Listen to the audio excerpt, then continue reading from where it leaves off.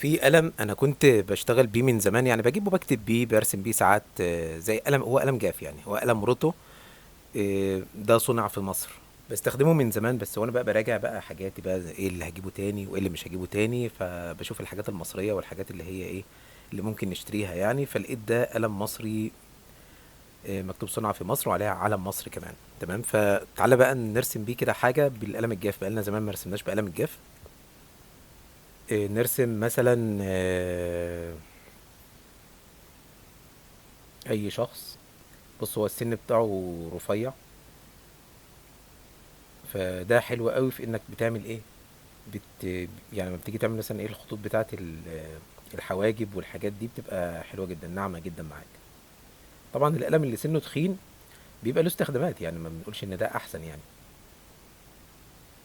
بس انا يعني قلت اجرب معاك في ان احنا نشتغل بيه. انا دايما يعني ايه برسم بيه، عارف، وانا قاعد كده لازم يبقى فيه جنبي ورقه وقلم، فهو ده بقى بيبقى القلم. الخط الرفيع بيساعدني ان انا اعمل الشعرات الصغيره دي، او ان انا اعمل التفاصيل الصغيره. هو القلم حلو جدا على فكره. انا يعني بجيبه من زمان، بستخدمه حتى في الكتابه، وحتى بجيبه لاولادي في المدارس والحاجات دي.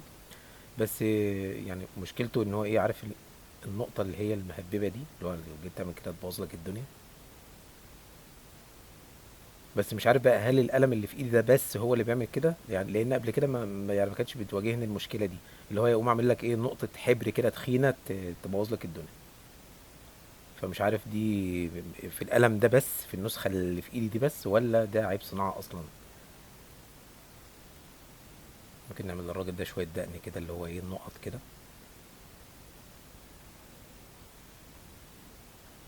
تمام، اي النقطة بتاعت الحبر اللي بتكلم فيها مش موجودة الحمد لله يعني.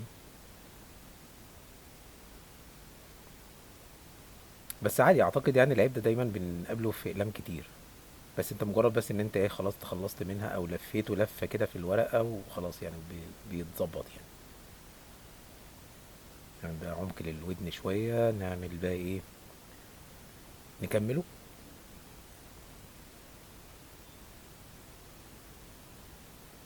مثلا ادي الكتف بتاع الراجل، وادي نعمل له مثلا ايه جسمه كده قابب شوية، بحيث ان يعني يدي جسم عامل زي حرف يو كده، او يعني في كرش كده صغير من تحت. ممكن نعمل تجسيمة للكرش كده. إيه بس بقى ايه وانت نازل بالكتف، ما تعملش خط مستقيم، لا خليه نازل يعني ايه بانسيابية كده اكتر. يعني الكتف ده احنا اتكلمنا قبل كده في الرسم الملابس. في ملابس معينه بتحتاج ان انت تعمل كتف بيبقى زاويه قايمه قوي، بيبقى زي مثلث قوي، زي مثلا البدله. لكن ده مثلا واضح انه لابس مثلا تيشيرت او بلوفر، حاجه خفيفه كده. وادي رجله، رجل كده ورجل كده. انا بعيد تاني على على الرسمه، بحيث ان ابين الخط اكتر، لان حاسس ان هو مش باين بوضوح. بس بعمل بقى ايه يعني تهشير كده للبنطلون، على اساس ان انا ايه احسسك ان هو لونه مختلف عن التيشيرت اللي فوق. والايد مثلا الدراع نخلي كفايه لحد هنا. ودي القدم من تحت.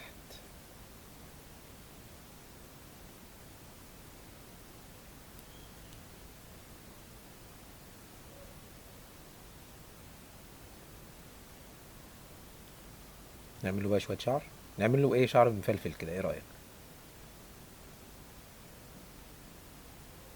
فاكر لما اتكلمنا في حكايه الشعر ان في شعر ثلاث انواع، في مجعد قوي، وفي ويف كده او مموج، وفي ناعم قوي. ده المجعد، او اللي هو دوائر صغيره جنب بعضها، حلقات صغيره كده، بيديك احساس بالشعر ايه المجعد. فكل ما بتزود بقى كل ما ايه بيديك احساس ان الشعر ده مجعد اكتر ومفلفل اكتر وكتير. طبعا ممكن تعمله خفيف، اللي هو بقى ايه يعني شويه الدوائر دي عملتها بس انت ايه على القوس بتاع الراس من فوق وخلاص. لكن احنا بنزود علشان إيه نعمل كده شعره زي شعر كتير. وكل ما بتزود كل ما بتزود حلقات، ما تطلعش بقى ايه، مش بعد ما تبدأ بالحلقات دي تقوم طالع بخطوط مستقيمة، عشان بس ايه تبقى محدد نوع الشعر اللي انت بترسمه من الاول.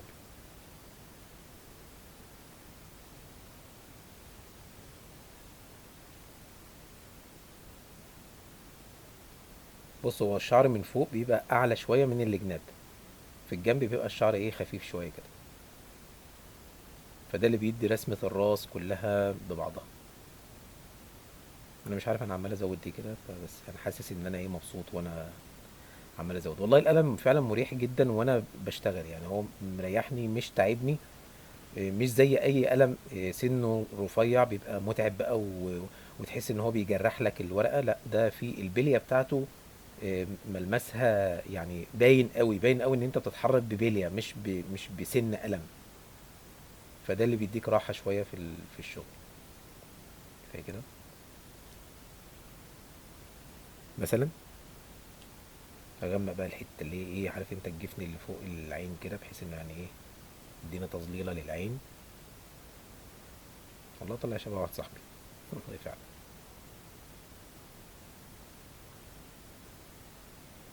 اه، ولو عاوز نرجع لاننا بقى نبدا نشتغل ان احنا ازاي نرسم شخصيات حقيقيه، يعني يا ريت تشجعني، لان انا بصراحه محبط جدا من الناحيه دي. وما عنديش يعني عارف انت، ما عنديش الحماسه بقى اللي هي ايه اقدر انا اقول لك يلا نعمل وبتاع واحمسك كده زي زمان. لا، انا محتاج فعلا اللي يزقني جدا.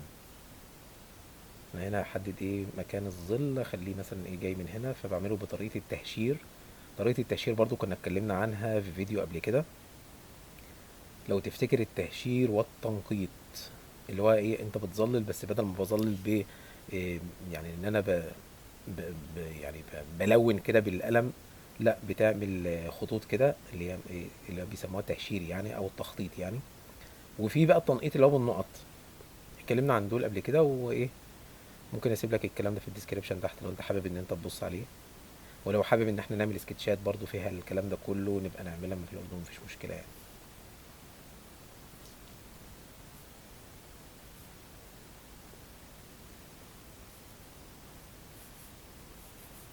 طالما بقى النور جاي من هنا كده، يبقى الظل اللي على الارض مرمي الناحيه التانيه.